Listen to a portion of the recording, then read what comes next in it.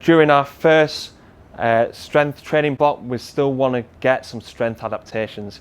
So an easy exercise to load and to master that squat movement is a goblet squat.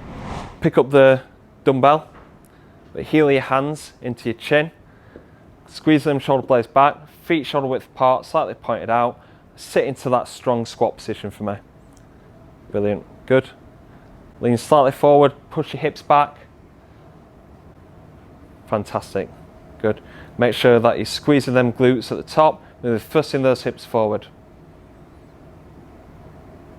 Okay, keep them shoulders back, chest up at the bottom.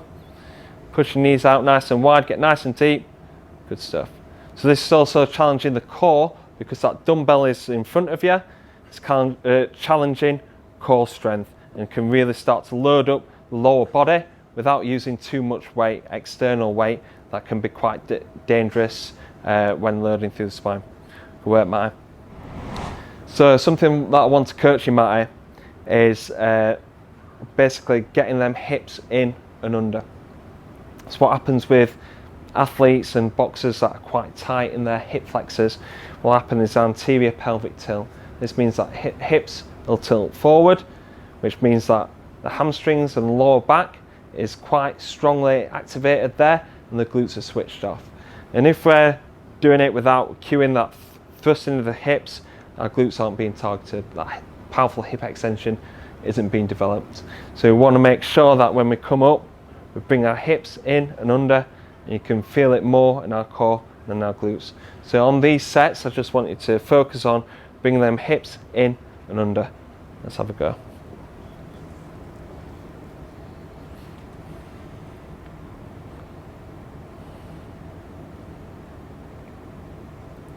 Good, good powerful hip extension, good.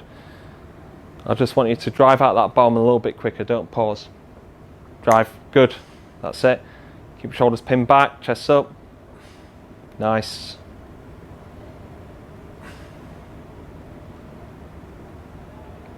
Good, okay, good work.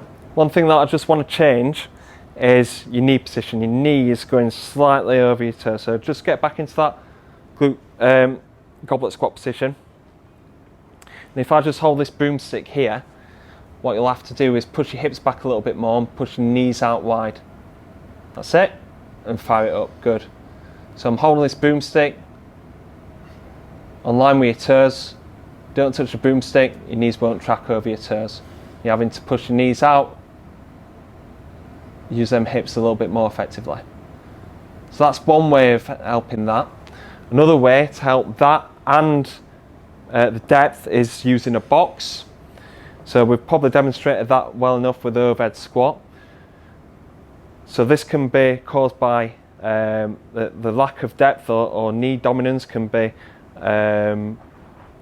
due to like kind of hip mobility, but also can be down to ankle mobility. Now, a good way of helping ankle mobility and achieving a good squat depth is having a raised ankle. So this is why we use lifting shoes like Matty's got on now to raise up the heel to be able to achieve that squat depth without causing too much strain on the ankle joint. But another thing that we can do is use like a small plate, so we'll demonstrate that. And perform the goblet squat again. Starting with the heels, yeah, on there, good.